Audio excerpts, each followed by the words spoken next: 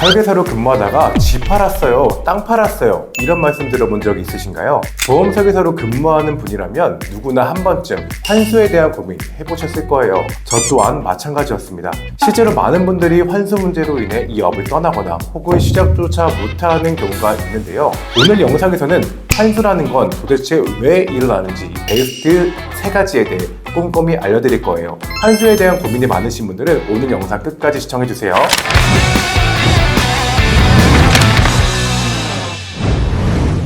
보험 설계사로 근무하면서 생길 수 있는 가장 큰 리스크는 바로 환수라고 생각합니다. 그런데 환수라는 제도는 왜 있는 걸까요? 네, 보험회사에서 설계사들에게 수수료를 지급할 때 모집 보험료의 일정 비율을 계산해서 지급해줍니다. 저희 회사의 경우 손해보험 기준 900%를 지급해주고 있는데요. 가령 월납보험료 10만원, 20년 납 100세만 개 상품을 판매했다고 할게요. 이때 보험사는 고객이 20년이라는 기간을 유지할 것을 예상을 하고 보험 설계사에게 900%인 90만원을 2월에 선지급해줍니다. 그런데 이 고객이 3개월 후에 해지하게 된다면 보험회사 입장에서는 설계사에게 지급한 9개월치 금액 중 6개월치에 대한 손실분이 발생하겠죠. 이 부분을 보험 설계사에게 추징하는 것입니다. 뭐 받은 돈이니까 돌려주는 게 당연한 것처럼 보이지만 환수가 발생된 시점에 그 돈이 설계사에게 있지 않은 경우가 많습니다. 그렇다 보니 이렇게 환수가 발생하는 달에는 소득이 현저하게 줄거나 혹은 마이너스 급여가 뜨는 일도 일어나죠. 가끔씩 이런 사이클을 겪는 설계사님들을 보면 멘탈이 이 안드로메다까지 날아가는 모습을 보곤 하는데요. 정말 안타깝더라고요. 물론 고객이 해지하지 않는다면 아무 일도 일어나지 않겠지만 이 사람 일이라는 게 마음대로 되지는 않는 것 같아요.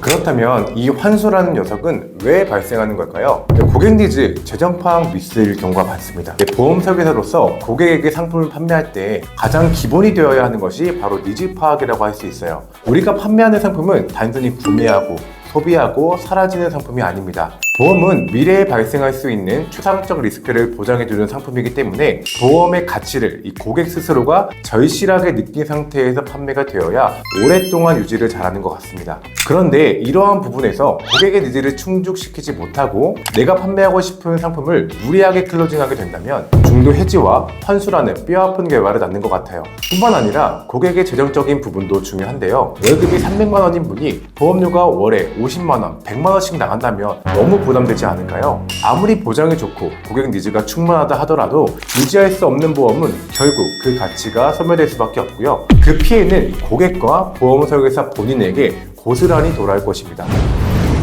두 번째는 고지 의무 위반입니다. 보험 설계사로 근무하면서 가장 머리가 아픈 일 중 하나는 바로 병력 고지인 것 같아요. 고혈압, 당뇨약 먹는 사람도 많아지고 안 아픈 사람이 없을 정도로 병력이 화려한 것 같아요.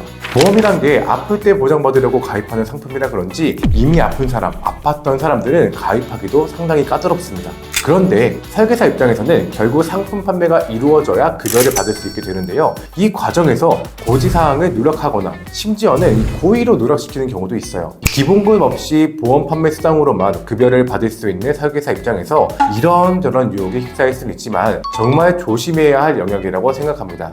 설마 이런 것까지 고지해야겠어? 이 정도는 괜찮을 거야 하는 것들로 인해서 나중에 정말 크게 발목 잡힐 수도 있으니 이 고지만큼은 정말 엄격하게 다루셨으면 좋겠습니다.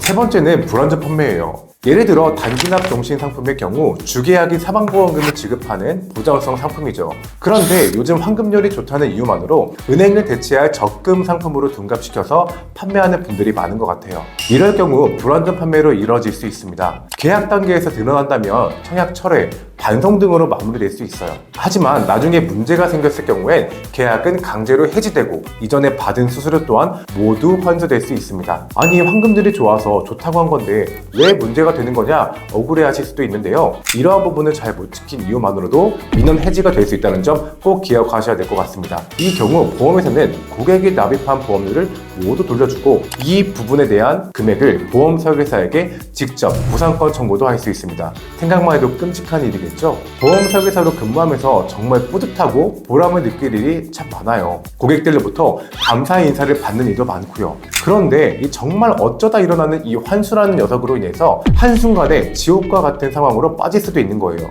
우리 영업가족 분들만큼은 이러한 일이 없어야겠죠? 그래서 다음 시간에는 이 환수라는 녀석을 어떻게 하면 예방할 수 있는지, 그리고 만약 환수가 일어났을 때 어떻게 대처해야 하는지까지 꼼꼼하게 알려드릴 거예요. 환수 없는 롱런하는 보험 설계사가 되고 싶은 분들은 구독, 좋아요 눌러주시고요. 다음 영상도 기대해주세요. 시청해주셔서 감사합니다.